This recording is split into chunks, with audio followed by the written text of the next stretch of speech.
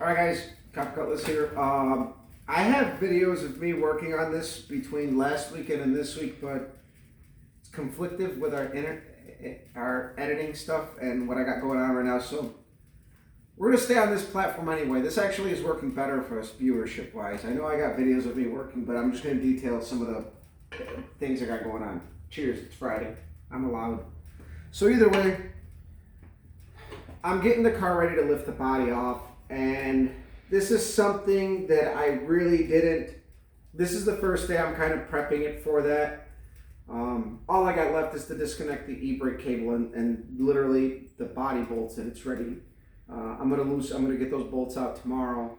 But the problem with this car is that I think these cars were designed when like GM was trying to cut weight out of them for emissions purposes, as well as like making the cars lighter.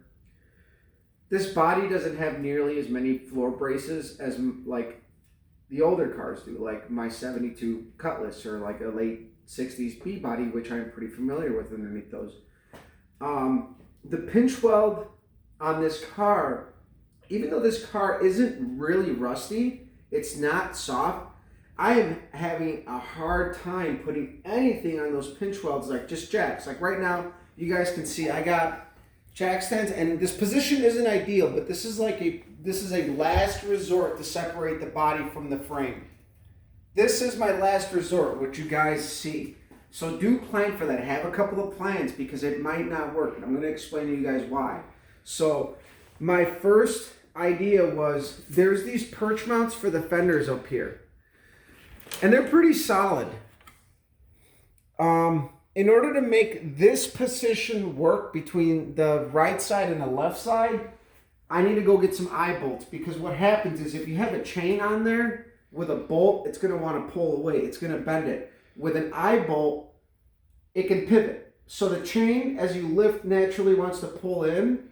Instead of trying to bend out, like if you just bolt a chain in there, with the eye bolts, it'll at least be able to, move around as you lift and as it tensions up, and it's not going to want to pull it in as much as it's going to use that triangulation properly, because it's got like pivot points, right? So like essentially if you put a flat link, like your chain link, over the top and you lift after you bolt it, it's going to want to pull away. You want to use eye bolts in this situation, and that's my first thing I'm going to try. And if that doesn't work, what I'm going to do is there's a really meaty section of the cowl panel here. This is like triple layered. I'm going to have to drill a hole there right here, and I'm going to go with a 1/2 inch hole there, get a 1/2 inch bolt, something heavy duty, grade 8, and then in that situation, I will use a regular flat link because it's going to be on the side.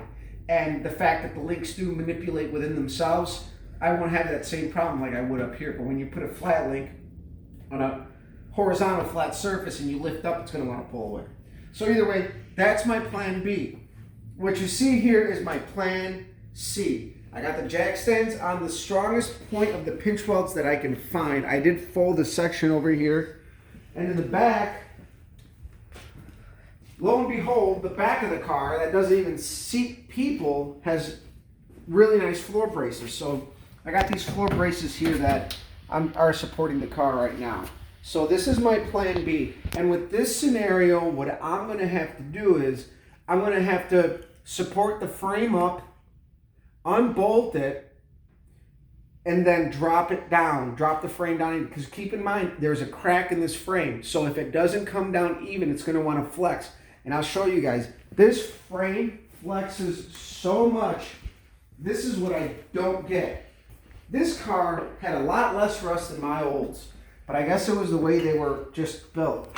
So this is how much this frame flexes. And keep in mind, there's just a small crack in the center of the frame. Nothing structurally major, just minor. That's how much flex is in this frame, which is crazy. I would have never thought that. So what I think I'm going to end up doing too to kind of stiffen this car up is I'm going to end up making some torque braces from somewhere in the frame to maybe where I'm going to put this bolt up on the cowl, as long as it's not in the way of the fender, or I'm going to make something because, you know, or maybe another thought too that I had is maybe there's the incorrect bolts in here and it just allows me to move it. Because I know these frames are like spaghetti. They're not the strongest, but I don't have any of that with the olds. And the olds, I mean, we did fix the frame, but I didn't have as many obstacles when I lifted the body off the olds that I can remember. I didn't have nearly the same obstacles here. This car is going to be a little trickier because obviously it's a different GM platform, but I think in these years they were starting to use really thin sheet metal all around, and it's making it hard. But I know this cowl area is strong. Just this upper pad here that I want to use might not be strong enough, but I'm going to try it and I'm going to see what it does. And if I see that it's flexing or moving or pulling away, I'm going to abort that, and then I'm going to go ahead and just drill my holes here, use my bolts. And I think this is going to be the best scenario here. And in the back, I didn't mention this, but we'll go to the back. In the back, my first plan of attack is going to be to just lift it from the striker. I did this on the olds. I lifted it from the striker. And on the olds, it's actually a weaker area, and I had rust back there. Plan B will be to grab 2 lifting slings and go from here, around here, here, and here. So use 2 different slings on one common chain. As you see, I got cherry picker number 2. Thanks, Mike, for letting me borrow it. We managed to stuff this into my wife's Saturn. Now you might be asking yourself, you have a Suburban you tow your car with. The Suburban's taller, it's harder to get in there, the interior's like really nice leather, and it's like, you know what? Saturn, just fucking stuff it in there, and it's lower, so it's literally tilt, slide, and you're done. It's easy. You gotta work smart, not hard. It's not practical to pull shit around with a Saturn, but hey, it's lower, it's easier to move shit. But either way, guys, this is the game plan for this weekend. I cleaned up today. I got everything kind of set in place. Like I mentioned earlier, all I have left is the body mount bolts. Hopefully they don't fight me. I mean, I just installed them 10 years ago, and this car hasn't seen any snow. There's no reason why these bolts should be stuck. But either way, I got a couple plans of attack, and we're gonna really see what works. And I think for this one, we're gonna probably film with our camera when we're ready to lift, and we're gonna see. I think that's gonna be the one thing I really want to film. But for now, this is gonna work with the updates. I'm gonna show you guys what I got going on, what's working, because the editing isn't hard. The problem with what I have going on is between my phone, my computer, and my GoPro, getting everything to jive together on whatever I use. It's like one platform has one problem with another. It's like I need to set up a specific laptop for one specific use. I mentioned this before, but at the moment, whatever money is going to go towards that is money that needs to go into our projects. So that's not going to happen for a while. But thank you guys for watching, supporting, and subscribing. You know, smash that subscribe button, hit the like button. Comment, let me know what you think, ideas. Maybe you guys got a different idea on how to do this. But those are my 3 ideas I have right now to do this. And it's kind of what I'm really tied to at the moment as far as I can see.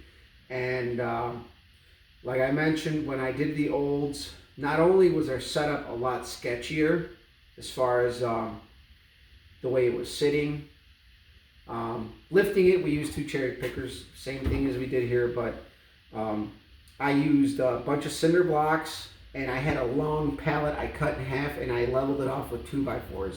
It was really rickety looking, but I did leave the cherry pickers on there as fail safes, just a little barely on there with tension on it, barely any tension, just in case if anything was to, somebody was to bump it over or something, just enough to catch it.